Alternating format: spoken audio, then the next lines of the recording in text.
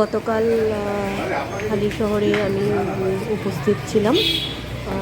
মাস communication মিডিয়ার তরফ থেকে আমাদের প্রতিবেশী সোশ্যাল অর্গানাইজেশনকে ইনভাইট করা হয়েছিল। ওখানে উপস্থিত ছিলাম হালিশহর সাংস্কৃতিক ভবনে, সংস্কৃতি ভবনে। তো ওইখানে একটা ওয়ার্কশপ উদ্বোধন হলো মমতা শঙ্করের, উদয় শঙ্করের তত্ত্বাবধানে, মমতা শঙ্করের তত্ত্বাবধানে ওটা অনুষ্ঠিত হলো।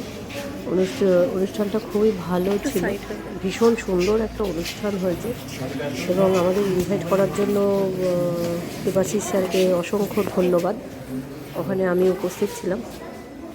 তো সমগ্র সব কিছু মিলিয়ে অনুষ্ঠানটা খুবই সুন্দর হয়েছে।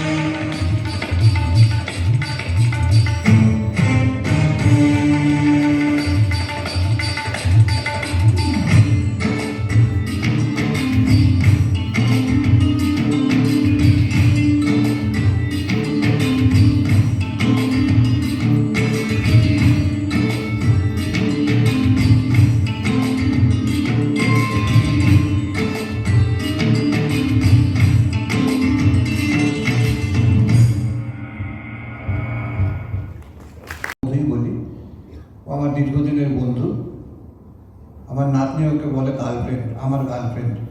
তো সেই জায়গাটাকে বোধ একটু বেশি বেশি কিছু বলে ফেললেও হয়তো ওসব মনে করবেন না। আমি একজন সাধারণ মানুষ, কিন্তু একজন সাংবাদিক হিসাবে আমি কেন নৃত্যোৎসবের আয়োজন করেছি এটা একটা সবারই প্রশ্ন থাকতে পারে। সাংবাদিক তো লিখবে, খবর করবে, মিটে যাবে।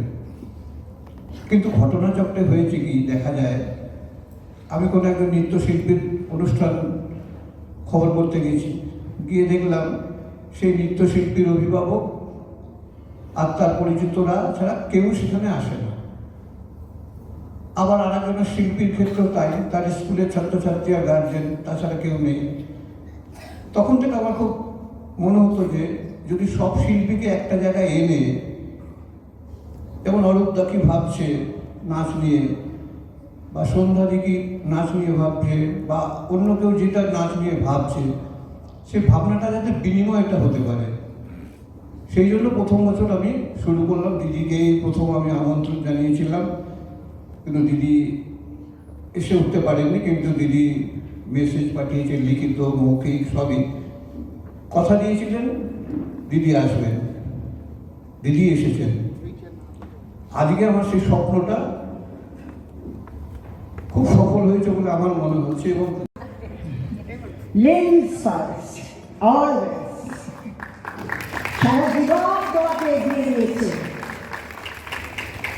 উত্তরীয় উত্তাপ একটা একটা পদ্ম যেটা প্রস্ফুটিত হবে তার হাতে, আর আরেকটি দেশ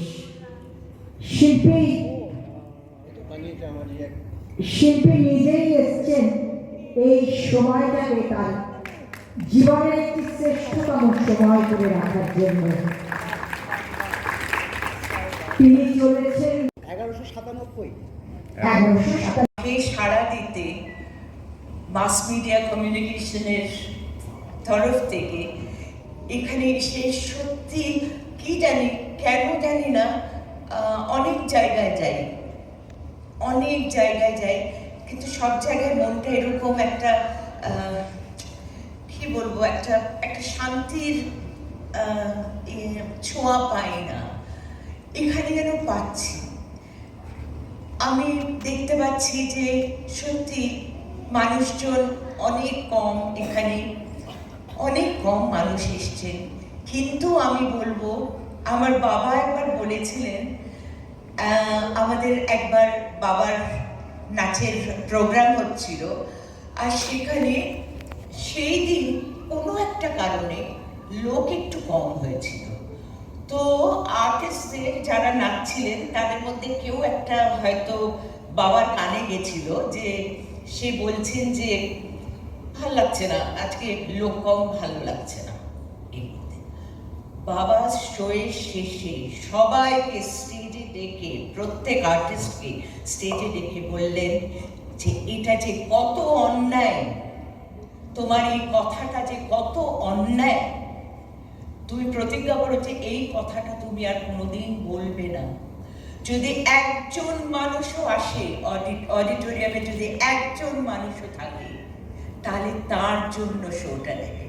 তোমার সমস্ত কিছু দিয়ে তুমি তার জন্য, তুমি নাচ করবে কি গান করবে কি যা কিছু করো, তুমি তাকে শ্রদ্ধা জানাবে এবং তার মধ্যে ঈশ্বর।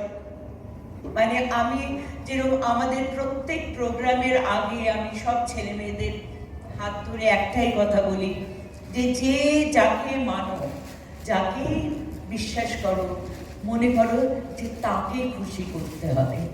এবং এই প্রত্যেক যে যে এসছেন, আপনারা যারা এসছেন, তাদের প্রত্যেকের মধ্যেই সেই ঈশ্বর বসে আছেন, আমাদের যাকে বিশ্বাস করি তিনি বসে রয়েছেন। তো আজকে আমার এইখানে এসে